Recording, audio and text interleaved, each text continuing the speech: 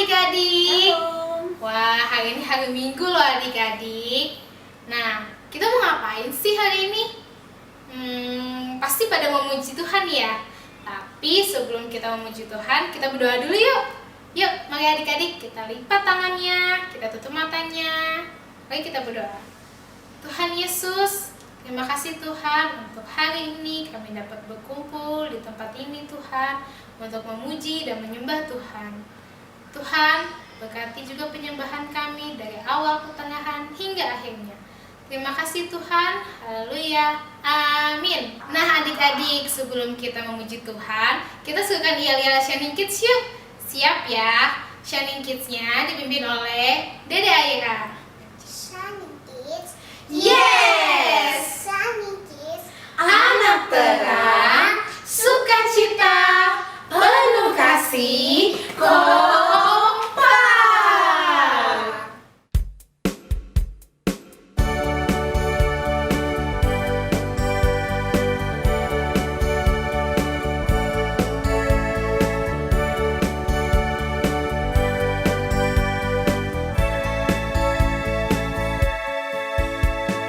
Aku bahagia, bahagia, bahagia, bahagia. Aku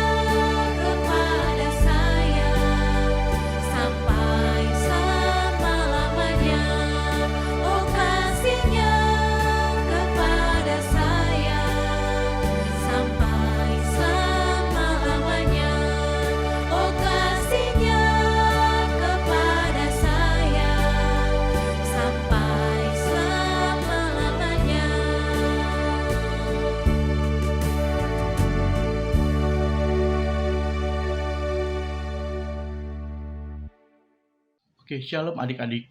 Selamat pagi, selamat kita ketemu lagi dalam ibadah kita Shining Kid. Sebelum kita mau mendengarkan firman Tuhan, kita mau terlebih dahulu kita mau berdoa sama Tuhan. Minta hadirat Tuhan supaya ada di tengah-tengah kita. Oke adik-adik, kita mau mulai berdoa. Kita tutup matanya, kita lipat tangannya. Kita berdoa pagi ini. Terima kasih Bapak, terima kasih Yesus, terima kasih Roh Kudus. Kalau pagi ini Tuhan sudah memberikan kami waktu, menyediakan kami tempat, menyediakan kami hati Tuhan, untuk kami mau bersiap mendengarkan firman-Mu Bapak.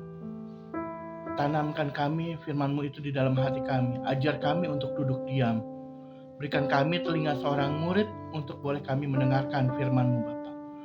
Terima kasih Tuhan, terima kasih. Biar firman-Mu tertanam di dalam hati kami, biar bertumbuh, berbuah demi kemuliaan nama-Mu Tuhan. Terima kasih Tuhan, berkati hamba-Mu ini untuk menyampaikan isi hati-Mu pada anak-anak sekolah minggu ya Bapak. Kira Kau tolong. Terima kasih Tuhan, terima kasih Yesus, terpujilah nama-Mu. Haleluya, amin. Oke, shalom adik-adik. Kita akan belajar pagi ini tentang kebenaran firman Tuhan. Kita buka Alkitab kita di dalam Roma 8 ayat 28 sampai 39. Saya ulang sekali lagi, Roma 8 ayat 28 sampai 39. Sudah ketemu semuanya? Oke, kalau sudah ketemu kita baca bersama-sama. 1, 2, 3. Roma 8 ayat 28 sampai 39. Kita tahu sekarang bahwa Allah turut bekerja dalam segala sesuatu untuk mendatangkan kebaikan bagi mereka yang mengasihi Dia, yaitu bagi mereka yang terpanggil sesuai dengan rencana Allah.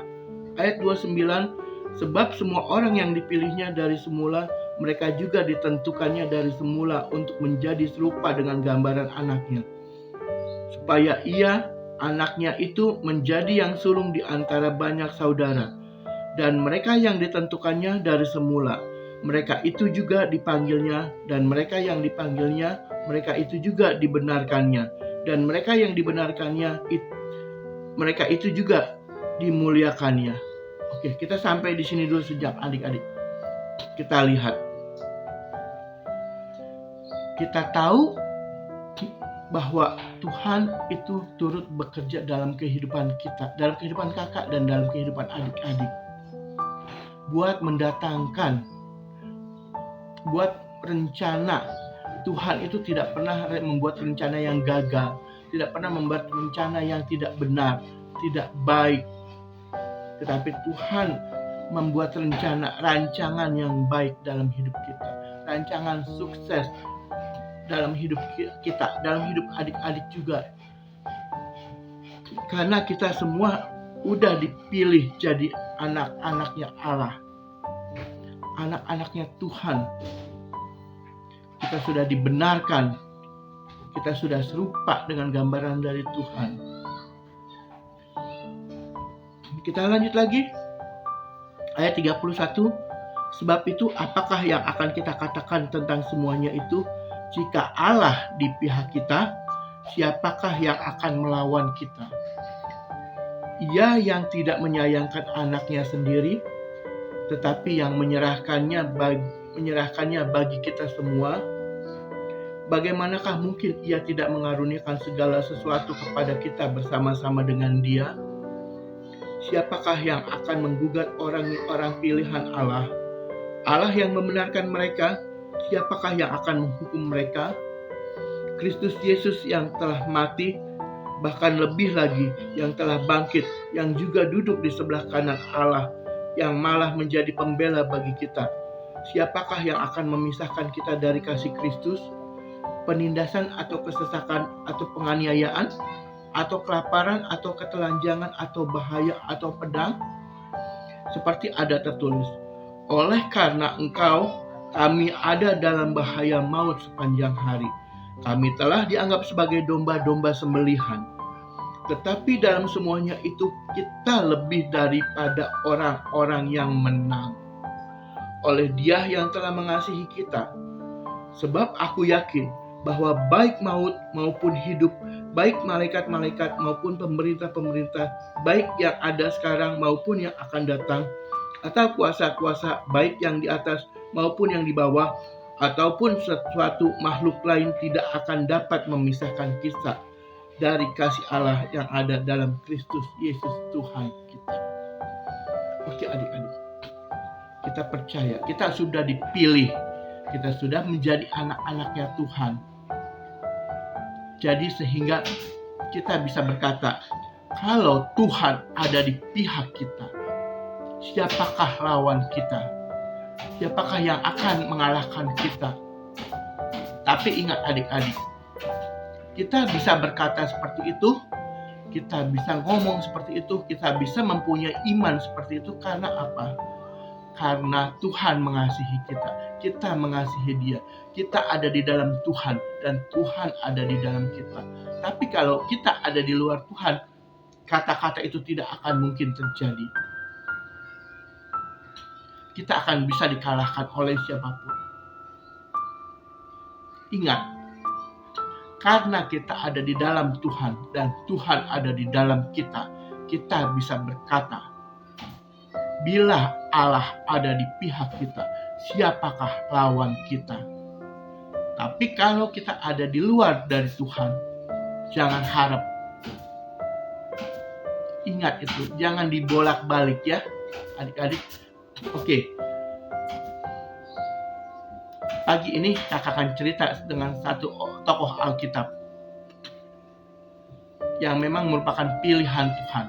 Tuhan memilih tidak pernah salah, tidak pernah gagal.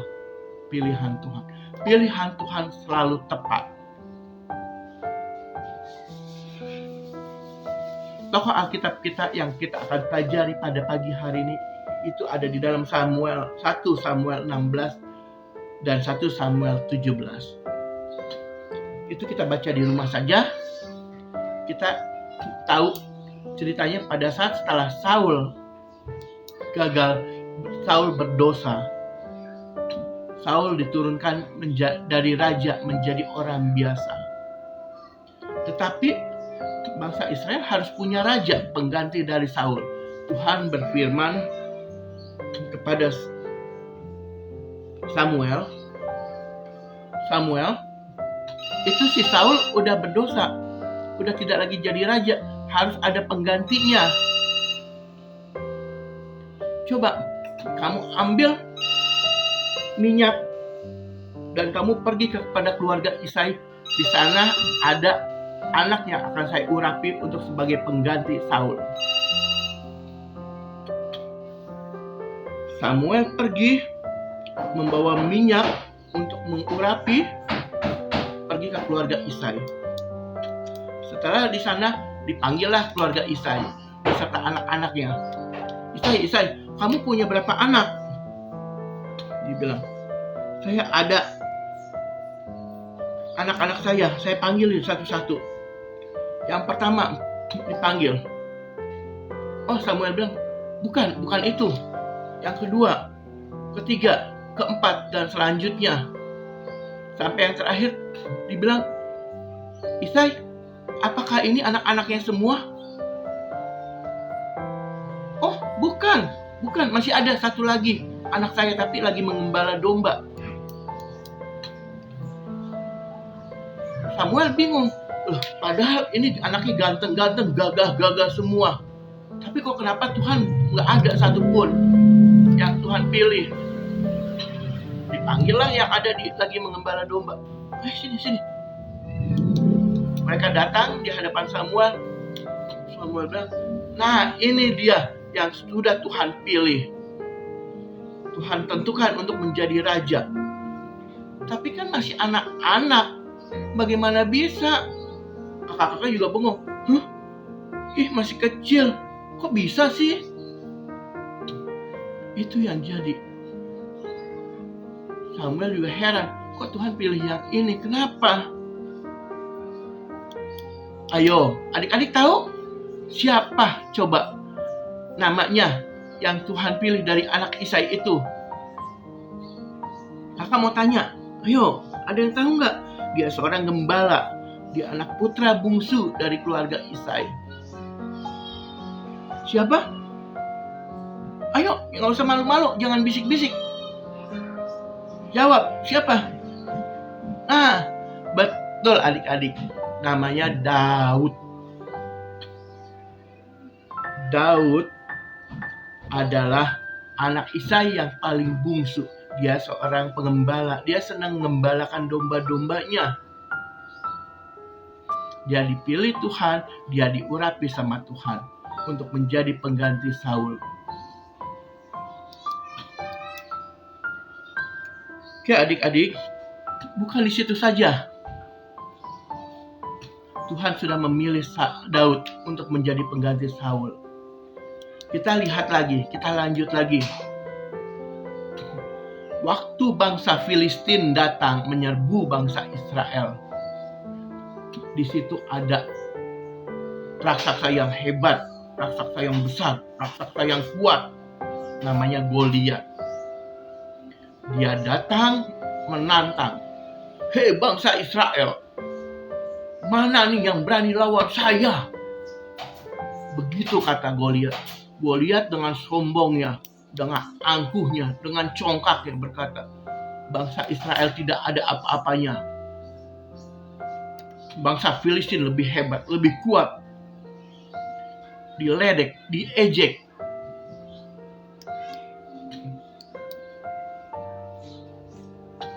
Semua prajurit-prajurit bangsa Mesir dikuasai, belajar untuk berperang, menggunakan senjata perangnya, menggunakan seluruh perlengkapan perangnya. Tapi tiba-tiba Daud datang. Kakak, saya mau berperang, saya mau melawan Goliat itu. Dia sombong, udah ngatain kita, udah melecehkan kita. Kamu tuh masih kecil, belum bisa apa-apa. Jangan dulu deh, jangan ikut-ikutan. Kakak aja belum tentu sanggup, apalagi kamu.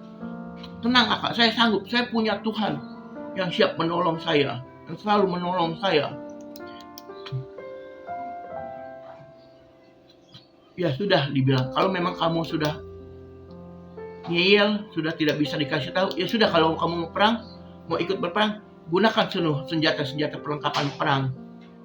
Aduh kakak, kan saya kecil badannya, kalau saya pakai baju perang, saya nggak bisa bergerak nanti, karena berat. Udah kakak, saya nanti pakai biasa aja, sama pakai ali-ali atau ketapel buat melawannya. Aduh Daud, kamu tuh dikasih tahu bandel ya. Udah kakak, saya bisa. Akhirnya Daud maju melawan Goliat. Hai Goliat yang sombong, Goliat yang angkuh, lawan saya. Daud berkata seperti itu. Dengan beraninya, dengan gagahnya Daud menantang Goliat yang lebih besar badannya daripada Daud.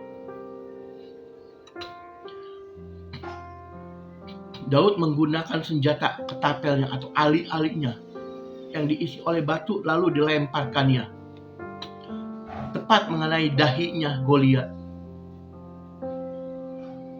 Goliat jatuh. Goliat mati seketika. Karena Daud berperang.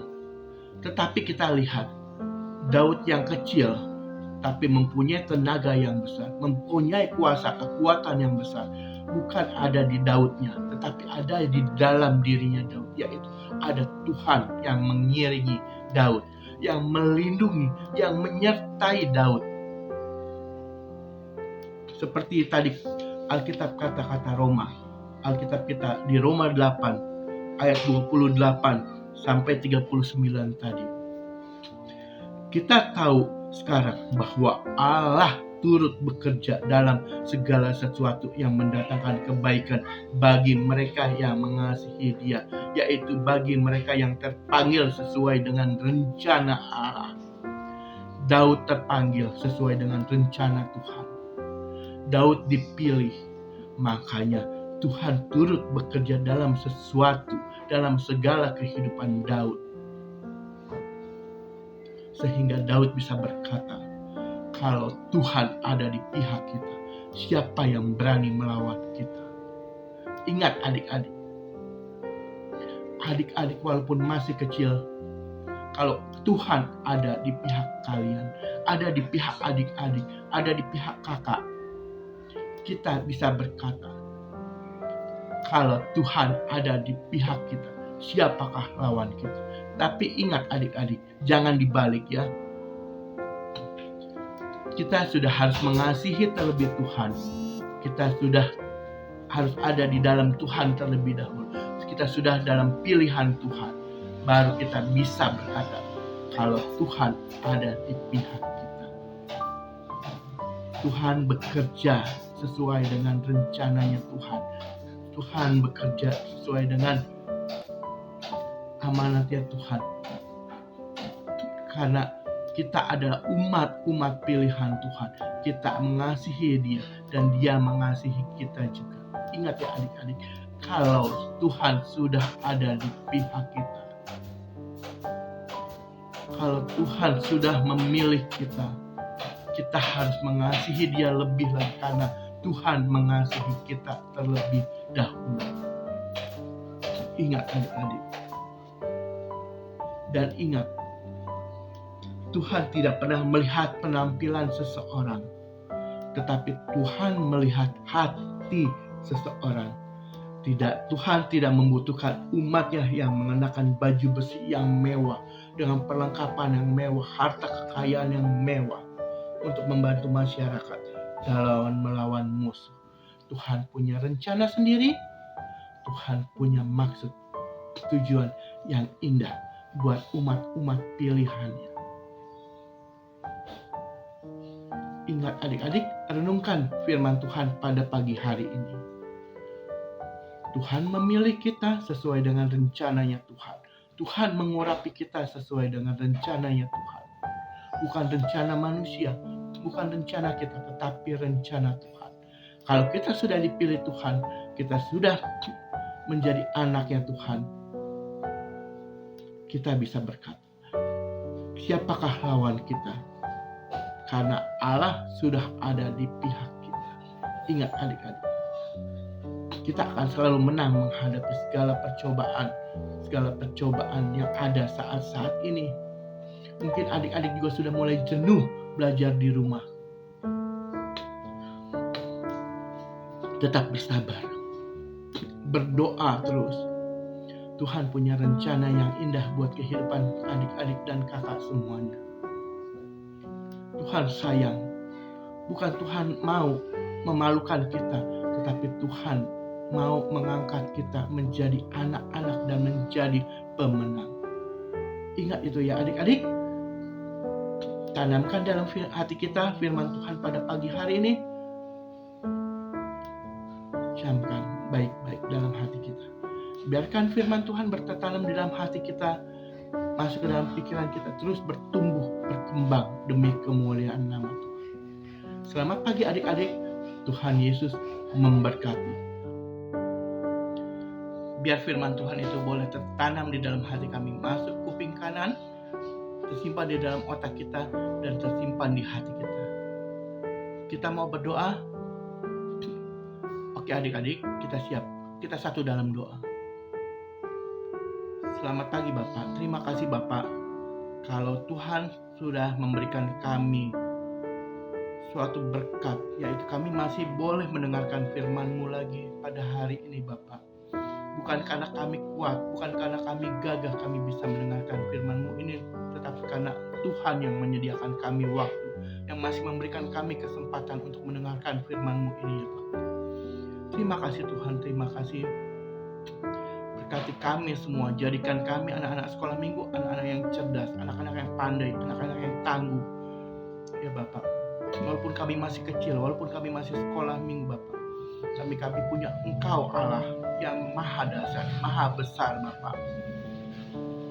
Terima kasih Tuhan, terima kasih. Berkati keluarga kami semuanya, berkati orang tua kami dalam usahanya Bapak. Terima kasih Tuhan, terima kasih Yesus.